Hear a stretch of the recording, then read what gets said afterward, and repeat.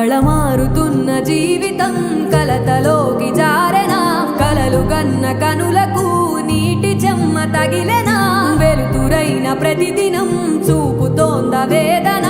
అందమైన బతుకున అలజడి చలరేగెనా ఏమిటి నీ పాపం ఏమిటి నీ నేరం చీకటి ముసిరిందే చిటికల్లోనా తీరదు నీ శోకం మారదు ఈ లోకం